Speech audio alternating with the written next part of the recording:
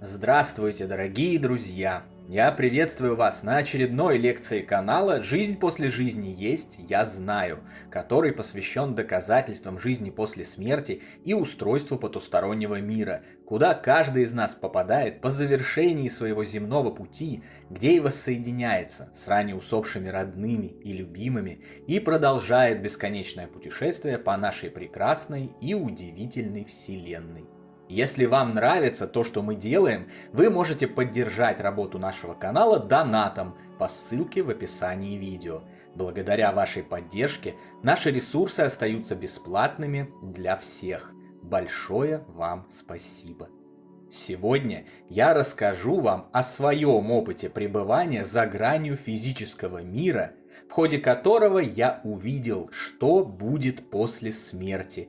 И еще раз, уже окончательно убедился в том, что жизнь после жизни есть, и она может быть до невероятного прекрасной, красивой и удивительной, если только человек сам того желает. Приступим. Живущие в нашем материальном мире люди приоткрывают дверь в мир потусторонний и узнают о жизни после смерти разными способами.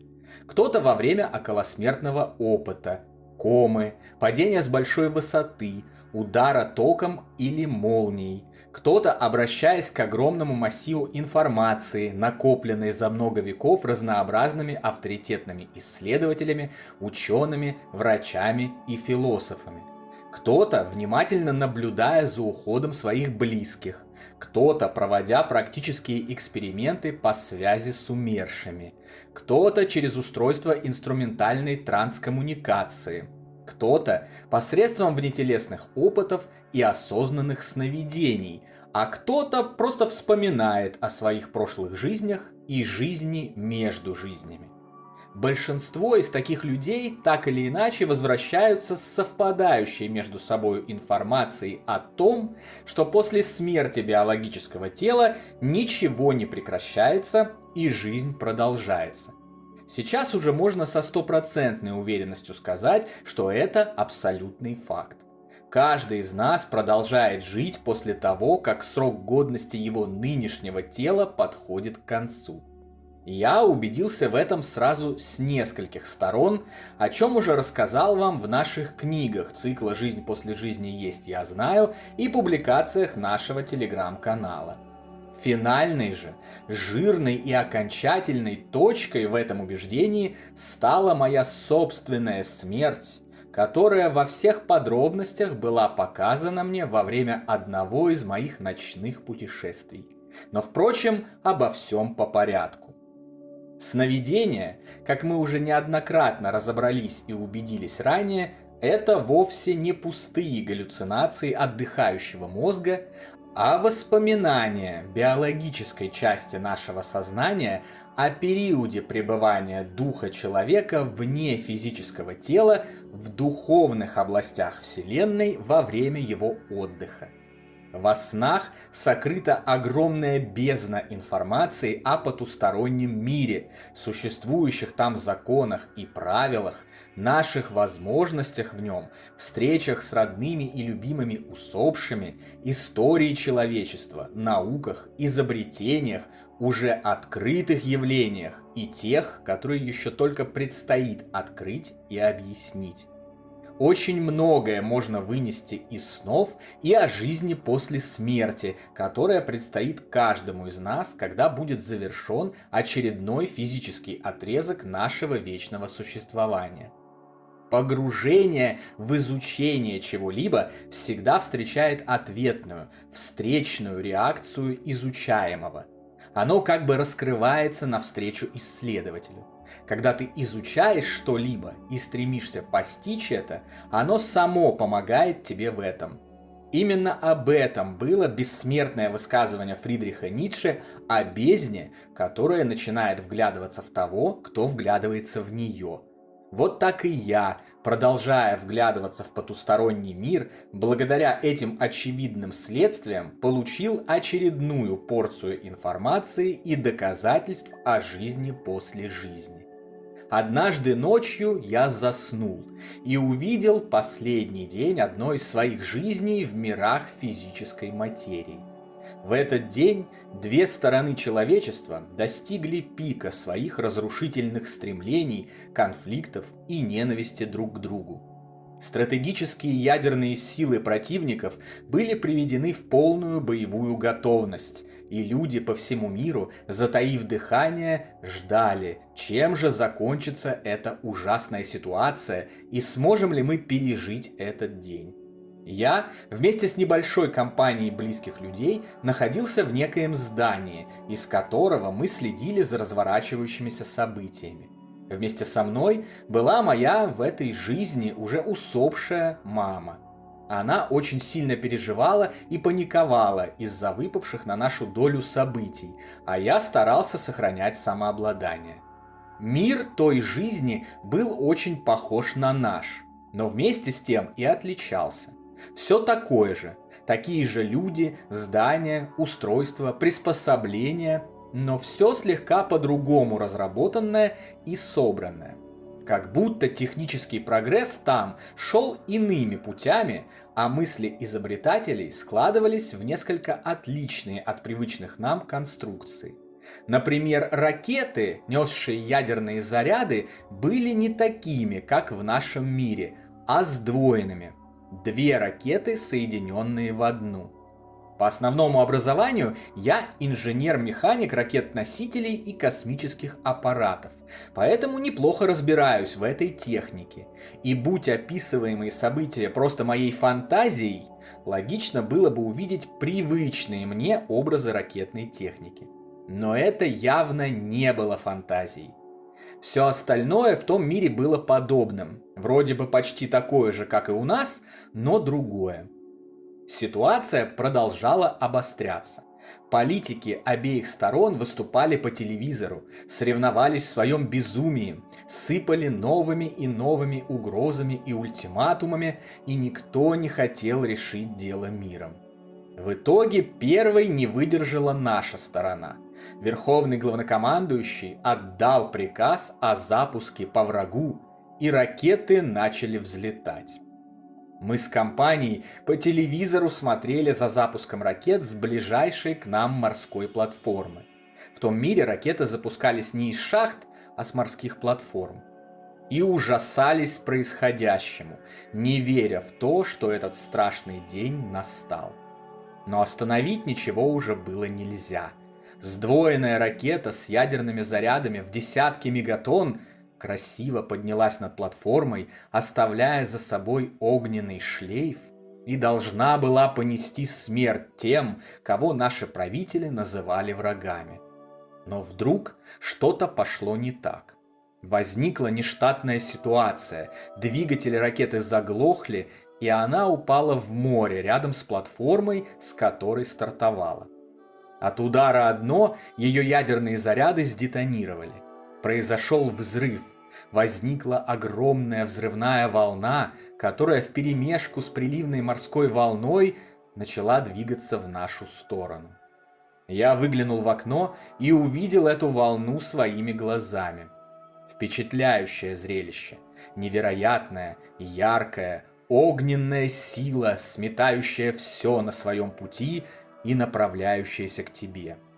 Люди в панике кричали и метались вокруг меня, а я, осознав, что это неизбежный конец, вдруг успокоился и продолжал наблюдать за приближающейся волной, желая только, чтобы все поскорее закончилось. Ну вот и все, подумалось мне. Мои дорогие, я уже иду к вам. Подняв голову вверх и обращаясь к своим усопшим в той жизни любимым, произнес я вслух, продолжая наблюдать за надвигающейся взрывной волной. Когда волна подошла совсем близко и до неминуемой смерти оставались считанные мгновения, я постарался сгруппироваться, ожидая, что умирать от взрывной волны, возможно, будет немного больно. Однако все развернулось совершенно неожиданно.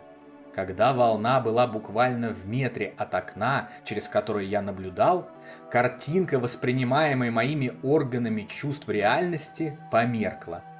По-видимому, как и указывают множественные авторитетные исследователи жизни после смерти, дух выходит из тела, осознавая неизбежность смерти за несколько мгновений до того, как тело умирает, и ты не испытываешь никакой боли и никаких мучений. Вместо картины предыдущей реальности перед моим взором появились какие-то причудливые фигуры, фракталы, звезды, фонтаны субстанций невиданных цветов. Все это кружилось в великолепном танце, изумляя мое сознание. Эта картина разворачивалась в режиме ускоренной перемотки, как будто это не самая важная часть действа, которое мне надлежало увидеть. Возник тот самый прекрасный разумный свет, о котором говорят те, кто пережил околосмертные переживания во время клинической смерти. По его движениям я понял, что мы общались. Он мне что-то показывал, объяснял, и мы это обсуждали. Но ускоренная перемотка не позволила мне узнать, о чем именно был этот разговор. Далее перемотка замедлилась, и картинка реальности снова изменилась.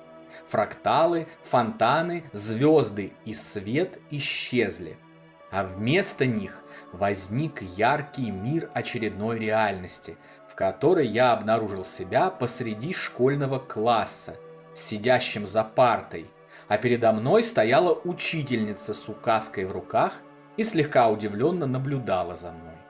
В этой реальности было очень светло.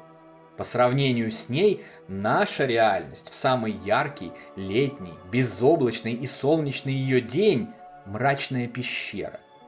Но этот свет не резал глаз, а наоборот, вызывал приятные чувства и эмоции наслаждения просто от самого пребывания здесь. Едва отойдя от удивления, я спросил у учительницы: «Где я?» В ответ добрая училка артистично усмехнулась и ответила что-то вроде: «Иванов, не прикидывайся дурачком». Но я и правда не понимал, где я. Тогда я спросил у нее, какой сейчас год. Тут она вообще добродушно расхохоталась, показав мне жестом, что я могу быть свободен, и ушла к своему столу, ознаменовав таким образом завершение урока. Я поднялся из-за парты, вышел из класса, а затем и из школы, и увидел великолепную картину.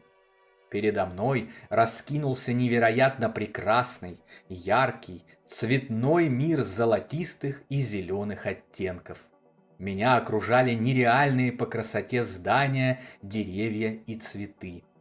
Позади меня была школа, а впереди возвышались величественные здания города, который невозможно описать человеческим языком, настолько он был красив и прекрасен.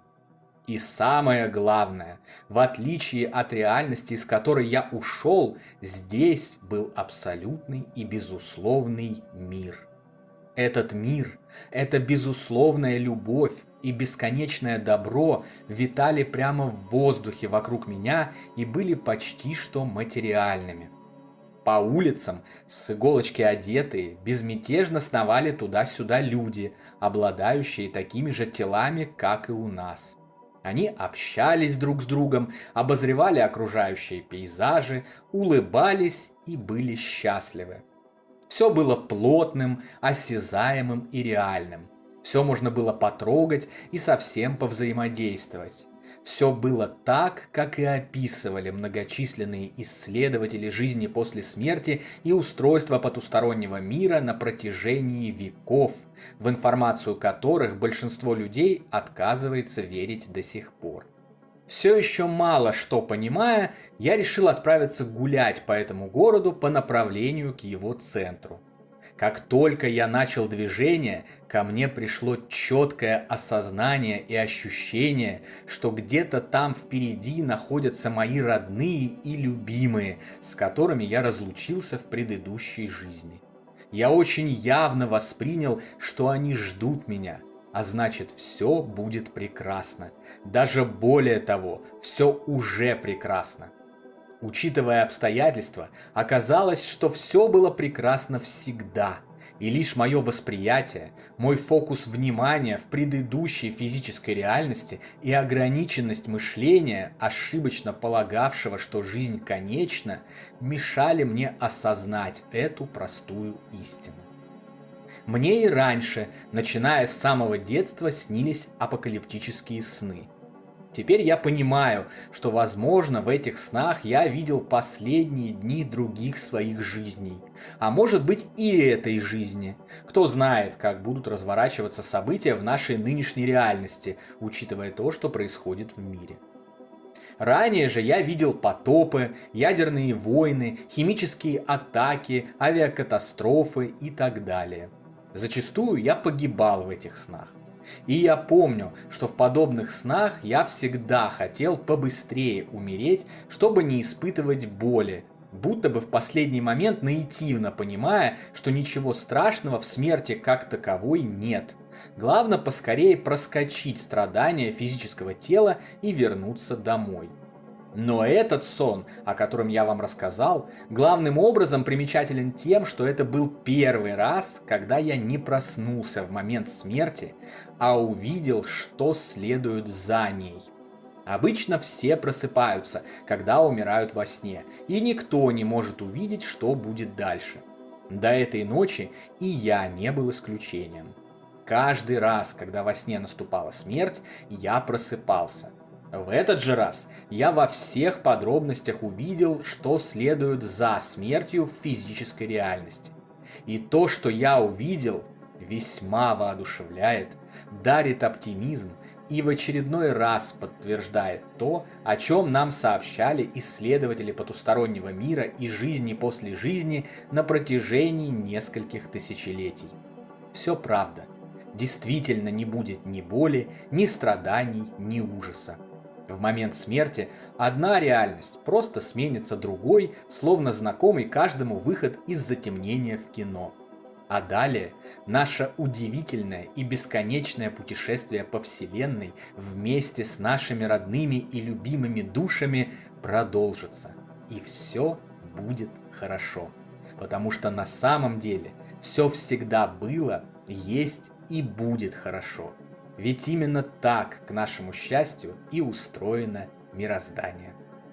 В завершение нашей сегодняшней встречи предлагаю всем нам синхронизировать наши светлые мысли и совместно отправить самые искренние, позитивные и радостные эмоции, любовь и благодарность Даньке, моему самому родному и близкому человеку, нашему проводнику и учителю, благодаря которому мы все здесь с вами собрались и получаем важные знания, кои так сильно помогают нам в исцелении от горя и улучшении наших реальностей.